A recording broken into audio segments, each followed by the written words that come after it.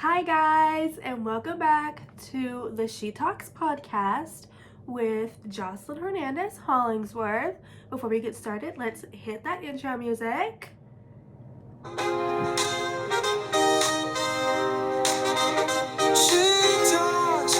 talks, and she talks. So listen up.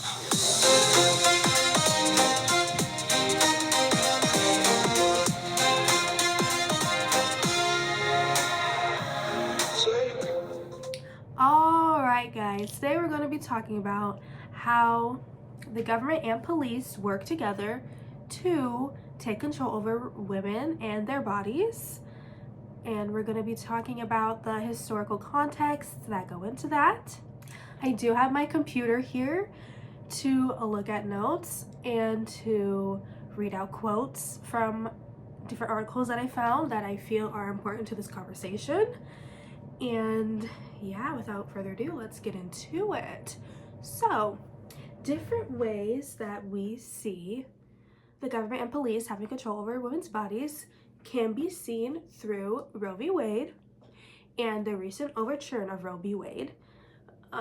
Let's get into the historical context of that and what exactly is Roe v. Wade. What is the case? Roe v. Wade was about a girl named Jane Roe who filed a lawsuit in 1970.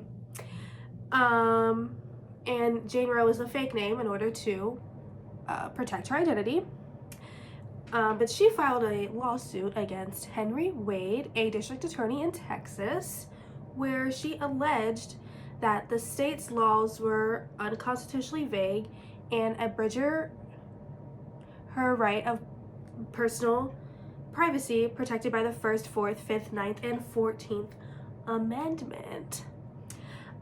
Considering that the 14th Amendment advocates for women's health and protects the potential of life, it is also the fundamental right of privacy. So the courts had to decide, is this something that we want to debate? And they decided that yes, it is something we want to debate, because even though it may not be an issue that is always relevant, it is something that can always be updated to fit society. And so they said, yes, we are going to debate this, basically. The court concluded that a woman's choice to have an abortion falls under the right to privacy, and that the states can set up regulations to abide by that federal law. They said that in the first trimester, states can't really interfere with women wanting to get abortions. The second trimester, they can set up some regulations as to when they're allowed to have an abortion. And in their third trimester, they said that the states have a right to take away or even ban abortions for women in their third trimester. But, you know, everything is left up to the state. But women are able to get an abortion. So that is the context of Roe v. Wade. So in order to show that police have always been a part of this system of oppressing women, we're going to talk about the Jane Collective, which happened prior to Roe v. Wade being legalized in 1970. Yeah, so prior to even being legalized, police have always been a part of oppressing women and the government. They've always played a role in that, and this is why, this is how. So the Jane Collective is about a group of women banding together to create this illegal abortion service in Chicago, Illinois. It was in 1969, right before, right before Roe was made a federal law. They created this service because many abortion places that women went to were unsafe and they were expensive. They often used dangerous or unsanitary machinery, and they had little to no medical training. The ones, and the other ones that did have medical training were so expensive to the point where it was like difficult for people who were of lower class to obtain these services. So the co-founders of the Jane Collective, Heather Booth and a girl named Jenny, created a group called The Service, which was later known to be the Jane Collective. They created the service because they were fed up with some of the regulations regarding abortion, because Booth had a friend who needed an abortion, and she found one. They both, the friend and Booth, both found a doctor who would do it, and then Booth just kept recommending people to the same doctor to go to, so it became like a referral place that she would just like, hey, I got you if you need this. And then Jenny needed one herself. She had to prove to the doctors that her baby was actually deceased, so she had to like do all of these screenings and go through all of these tests before the doctors would even believe her, which she was like, why does it take so much for people to believe that this is actually happening? And she even said that like they still didn't believe her even after they did an ultrasound and there was no heartbeat. The doctors still didn't believe her. The service provided abortions to women of all races, ages, and social classes without requiring them to provide an explanation for the requests. This organization provided so many people with healthcare, counseling, and thousands of abortions. But there were also many controversies surrounding this group, obviously because they were fighting for women's rights. And, you know, that's always a touchy subject.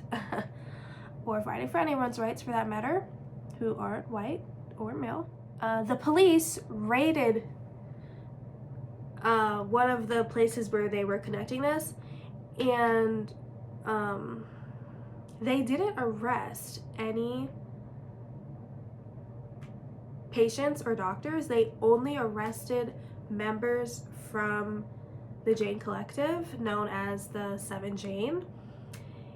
And the case was later dismissed because Roe v. Wade was made legal, so they had to drop the case. It's funny that they only arrested people from the organization of Jane because it was a way for police to show their dominance over women and to continue that cycle of oppression and saying, oh, you can't get away with this, you know, look at how superior we are to you, that we're only going to arrest 7 people from the organization because we can. We don't actually care about what you're doing. We care about what it means to other people, and because of that, we're going to arrest you and we're going to make an example out of you and have this be seen as, oh look, you thought you could do something and get away with it? Well, you can't. You know, that's kind of why that story is significant into understanding how our government uses police to oppress women. That is essential. That story is essential into explaining that deep history. Which, going off of the Jane Collective, this makes me want to go into Susan B. Anthony and about how in 1872 she walked into a voter registration office in Rochester, New York, and demanded to be registered to vote. Since the 14th Amendment gave women the right to vote, in 1868 she had all more of a right to go ahead and vote. She went with her 2 sisters and she demanded that she be registered to vote, and she didn't leave and didn't let up until they allowed her. But later that month, I think like November 19th or something, November 19th, 1872,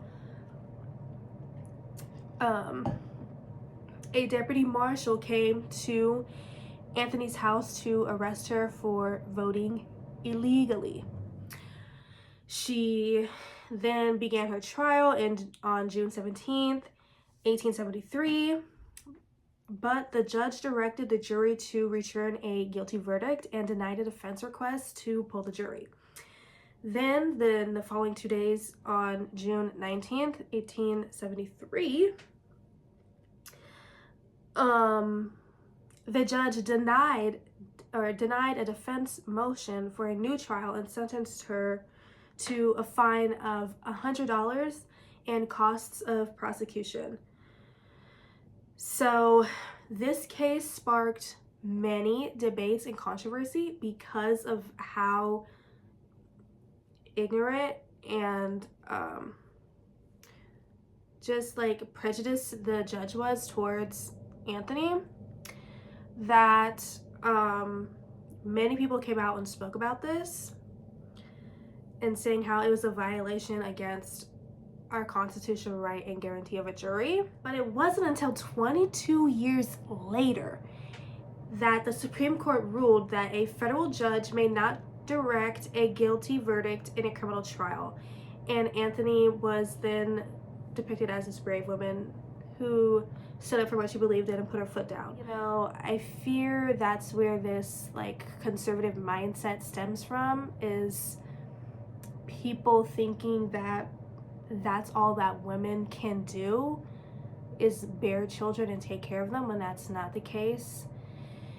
And, you know, as time will show, as history will show, our government used that and used police in order to guarantee that that's what happened within our society.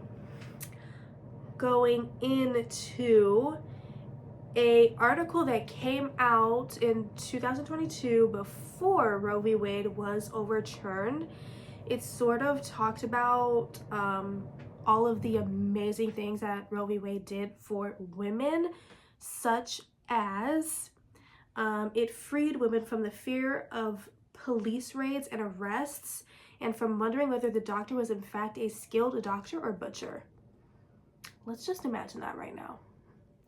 Let's just imagine of all the scenarios, good or bad, that a woman might need to get an abortion. It doesn't really matter what the reason is, but not knowing if their doctor is actually qualified to perform this procedure that could potentially kill her, make her infertile, cause severe complications afterwards. Like, there could be many bad repercussions if this doctor does not know what they're doing. And then to also have the fear of police coming in and raiding you, it has to be so scary to have these issues or have these worries when you're trying to just get a medical procedure that should be between you and your doctor in the first place and nobody else. But that's neither here nor there. So then the article goes into talking about how life would be if Roe were to be overturned. And I'm gonna read the whole paragraph because I find it really perplexing and ironic, because I fear that everything that Leslie Reagan has said is coming true and is going to come true once, you know, we get further in the future. So she says that if Roe v. Wade were to be overturned and abortion made illegal again, the history of when abortion was a crime suggests that the results would be dire indeed. The practice of abortion might dip in response to pressure, but it would not stop. Women would once again besiege physicians and other healthcare workers with requests for abortion. Enforcement of new criminal statutes would no doubt be patterned on the old system. State authorities would again expect medical personnel to assist the state by reporting, interrogating, and physically examining women suspected by having abortions. Police would revive the practice of raiding abortionists' office and capturing women. Any woman who miscarried would be treated as a potential criminal and subjected to medical examination, which would include internal viewing via ultrasound. Medical mistreatment of women would become routinized as the healthcare system became further enmeshed in the state's law enforcement apparatus. If abortion is made illegal, some women will die, many more will be injured, the old abortion wards will have to be reopened, a public health disaster recreated, making abortion hard to obtain will not return the United States to an imagined time of virginal brides and stable families. It will return us to the time of crowded septic abortion wards, avoidable deaths, and the routinization of punitive treatment of women by state authorities and their surrogates. What Leslie Reagan just said is so true. And I fear that that is what is going to happen once Trump is inaugurated into the office. I feel like everything that she just said is going to be true, and the part where she says it's not going to go back to this place of Virgin Marys and, you know, people who are saving themselves for marriage. It's going to go to a place where women are being massacred legally and medically. And, you know, this goes into so many other just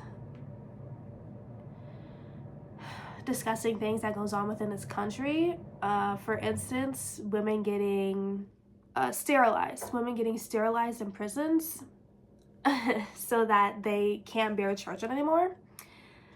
Not that that relates to police oppressing women, but it relates to our government oppressing women because they're incarcerated, so they have no rights, which I guess means they have no rights to their body. Without their knowledge, they are getting sterilized.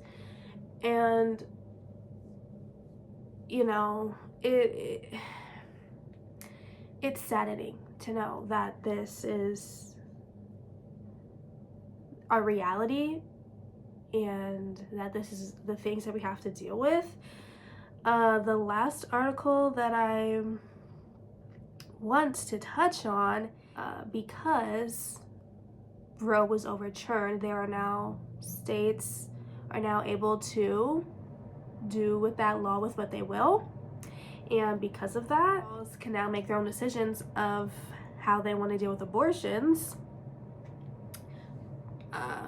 Doctors who violate the laws within these states can now face felony charges, prison time, and the loss of their medical license, which is going into what Reagan was talking about how because doctors are now scared to do their job, because this falls under their job, women are now gonna have to outsource and go back to these scary, you know, unsafe abortion places and clinics because doctors are going to be too scared because they never really had to worry about it before, and now they do because they're going to crack down on it hard. And you know, many people clocked back at this, you know, especially pro-life organizations and conservatives. They were like, well, doctors should have enough training and experience to know when a woman is going to have a miscarriage, so this doesn't really apply. And it's like, you could be fine one day and be in critical condition the next. Like, you just don't know. just because we have, just because so many women have been pregnant in the past doesn't mean that there's a cookie cutter version of how to be pregnant and birth a child. Complications and medical emergencies can come up whenever, which is what pro-choice groups and organizations are fighting for, and saying that they are concerned about, states being left up to their own devices about what's going to happen, and saying that medical professionals and just regular citizens need to fight for these things to be changed, because otherwise, it's going to be a scary place. So all of this to say, we see this common theme of our government oppressing marginalized communities. We saw this through the war on drugs, the war on terrorism, and now we're seeing it through this new movement, not really new, but through this relevant movement, the war on women, and what that is doing and how they are going to use police in order to obtain their agenda, So it is a continuous cycle. It doesn't stop until we say we don't like this anymore, until enough people actually say we don't like this, we want to change. We want to stay in this place where only the elite white men can be on top and everybody else is just a stepping stone. Everybody else is just, doesn't matter. So yeah, I think this is all the time that I have for today. Thank you for listening, and I'll see you next time.